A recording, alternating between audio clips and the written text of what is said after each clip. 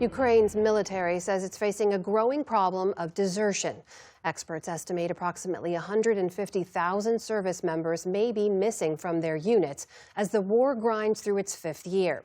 Soldiers cite extreme fatigue caused by long deployments without rotation, anger at orders seen as suicide missions, and forced mobilization. Special correspondent Jack Hewson reports on one young soldier who says these pressures pushed him beyond his breaking point.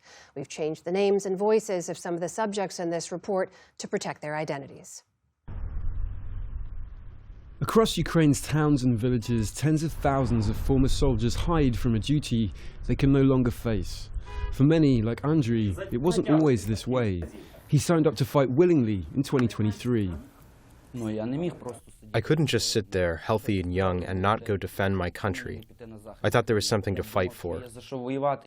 When Andriy arrived at the front in Bakhmut in eastern Ukraine, he was just 18 years old, but his youthful enthusiasm to defend his country quickly turned. At first, he was sheltered from frontline missions, according to his comrade Sasha. He was the youngest among us. To be honest, he was like a child. He didn't understand where he had come from. He was a little confused. As he became an accomplished fighter, Andriy's youthful enthusiasm and patriotic zeal would be tainted by his perception of the battalion's leadership. I thought people would be valued. I thought there would be some kind of support there. Well, I got there and I realized that the commanders were sending people to their deaths. It was crazy. It was this allegedly flippant attitude towards life and the pressures of the command that he believes led to the suicide of a friend, Denis Boyko, at a frontline position in early 2024. I went into the kitchen and saw the soldier lying there, his head gone. I just saw that and froze. I just stared at him and that was it. I couldn't even understand anything. I just stared at him, his head gone. It was just crazy. Boyko recorded his suicide on the eve of a dangerous assault mission he didn't want to complete. He filmed a suicide note on his phone before shooting himself in the head with his assault rifle on camera. The man couldn't take the pressure because the commander put a lot of pressure on him. The man shot himself, and he was only 20 years old. Chief Sergeant Volodymyr Tkach was also present at the time. He agreed with Andriy that Boyko had been pressured, but he said other factors were also in play.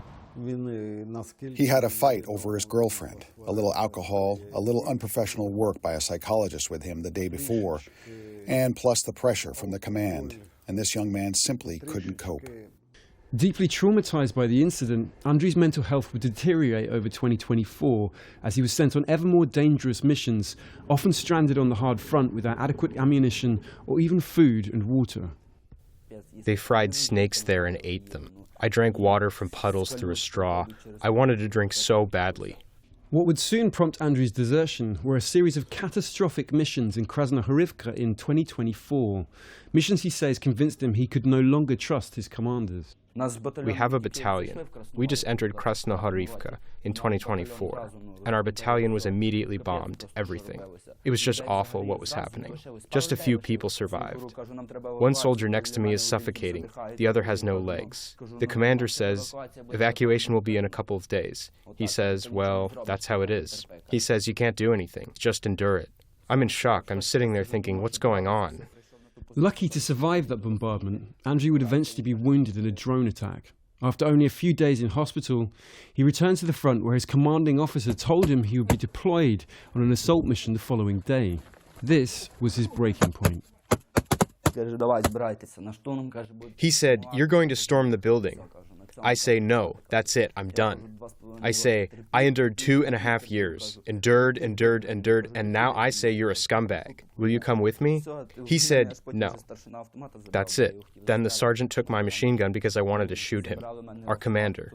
They took my machine gun away from me. The commander just said, if you are killed, it doesn't matter. I will send new soldiers. He's not a commander, he's just a monster. The commander Andriy is referring to is Major Alexei Kucherenko.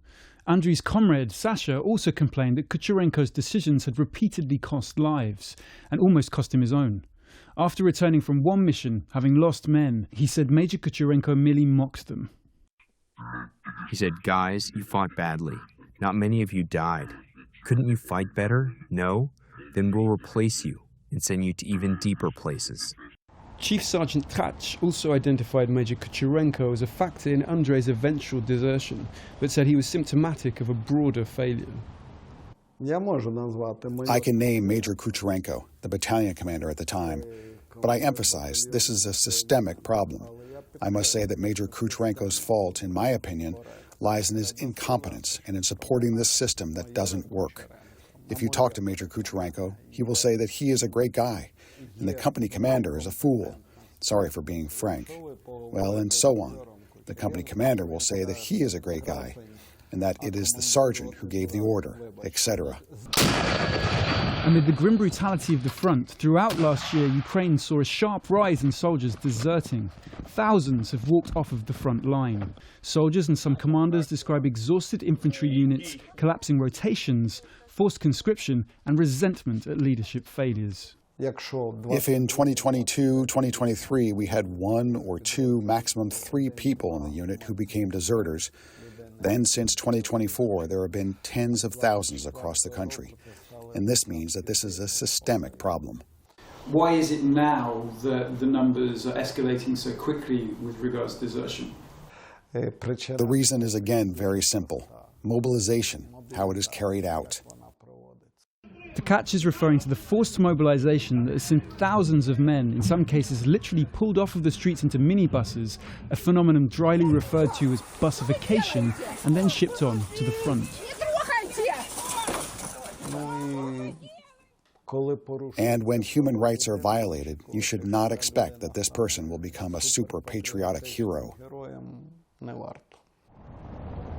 Shortly after our interview with Andriy, we discovered that he'd been arrested by military police and, despite his debilitating PTSD, was being forced back to frontline duty.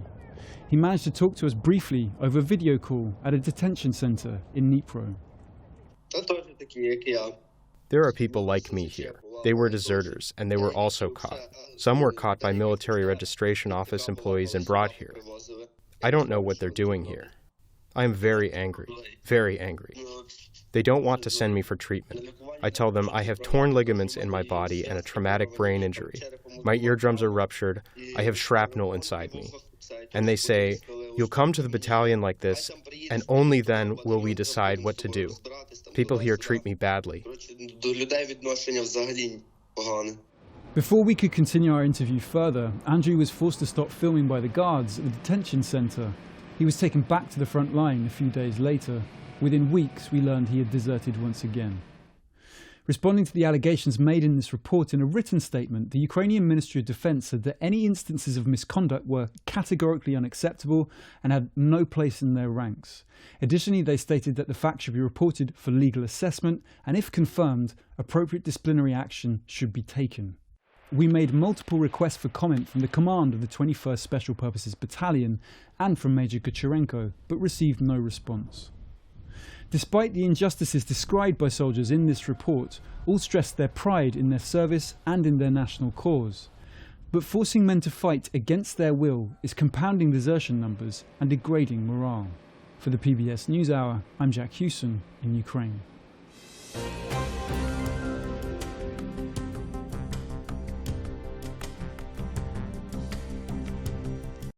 Support journalism you trust. Support PBS News. Donate now, or even better, start a monthly contribution today.